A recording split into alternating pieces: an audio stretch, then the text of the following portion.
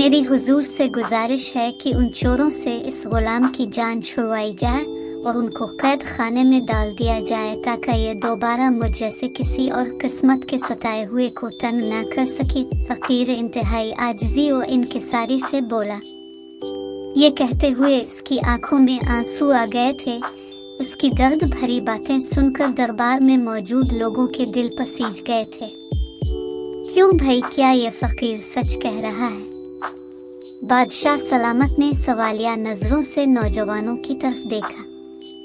नहीं आलीजा, ये मक्कार और अय्यार बूढ़ा झूठ बोल रहा है। हुजूर, हम दोनों भाई हैं। तलाश रोजगार में हमें वतन से बेवतन कर दिया और हम रोजी कमाने के लिए अब के मुल्क में आ गए। सुल्तान मुअज्जम, हम कसाब का काम करते हैं। हमने अपना खून पसीना एक करके ये अशरफियाँ जमा की थी और अब 7 सालों बाद अपने वतन वापस जा रहे थे कि अचानक हमने इस फकीर की अजीबो गरीब सदा सुनी। ये कह रहा था, कोई है जो मेरे हाथ पर थोड़ी देर के लिए चंद अशरफियाँ रख दे ताकि मैं भी कुछ देर दौलत के एहसास का मजा चख सकूं। हुजूर, हमें इस पर तरस आ गया और हमने अशरफियाँ उसके हाथ पर रख दे और ये उन पर कब्जा जमा कर बैठ गया। मेरी हुजूर से इल्तिजा है कि हमारे साथ इंसाफ किया जाए और हमें हमारी अशरफियाँ वापस दिलवाई जाएं ताकि हम जल्द अज जल्द अपने वतन पहुंच सके। इतना कहकर वो नौजवान खामोश हो गया। वो बड़ा भाई था। तमाम मामला सुनकर बादशाह सलामत गहरी सोच में पड़ गए। वो बहुत ही इंसाफ पसंद और अक्लमंद बादशाह थे, लेकिन यह अजीब व गरीब उनकी समझ में नहीं आ रहा था। अचानक उन्हें एक ख्याल आया, एक बर्तन में गर्म पानी लाया जाए।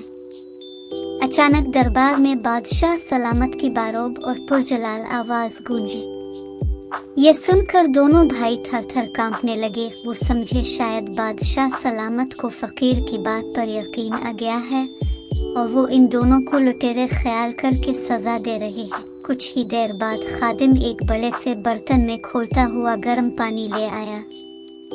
फकीर, तमाम अशरफियाँ इस गर्म पानी में डाल दो। बादशाह सलामत बोले। फकीर ने हसरत से एक नज़र बादशाह सलामत की तरफ देखा और अशरफियाँ पानी में डाल दे। दरबार में मौजूद तमाम लोग भी ताज्जुब से बादशाह सलामत की तरफ देख रहे थे कि आखिर वो करना क्या चाहते हैं। बादशाह सलामत अपने तख्त से अलिफाट है और पानी के बर्तन के पास आ गए। काफी देर वो बगौर पानी को देखते रहे। ये फकीर झूठा और मक्कार है। ये अशरफियाँ उसकी नहीं हैं, बल्कि इन 2 अजनबी मुसाफिरों की हैं। इस धोखेबाज फकीर को ले जाकर कैद में डाल दो और अशरफियाँ इन दोनों भाइयों के हवाले कर दो। बादशाह सलामत ने फैसला सुनाते हुए कहा। सब लोग उनके इस फैसले पर हैरान थे कि आखिर उनको कैसे पता चला फकीर झूठा और दोनों भाई सच्चे। हुजूर, सुल्तान का इकबाल बुलंद हो, अगर जान की अमान पाऊं तो कुछ अर्ज करूं। आखिर एक दरबारी ने हिम्मत की। अमान दी जाती है, कहो क्या कहना चाहते हो?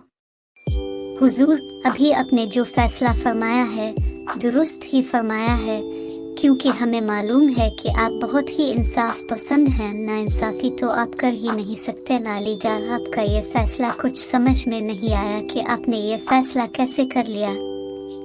दरबारी बोला, ये फैसला मैंने नहीं, दरअसल गर्म पानी ने किया है। पानी ने? भला वो कैसे? सबने हसरत से बादशाह सलामत की तरफ देखा।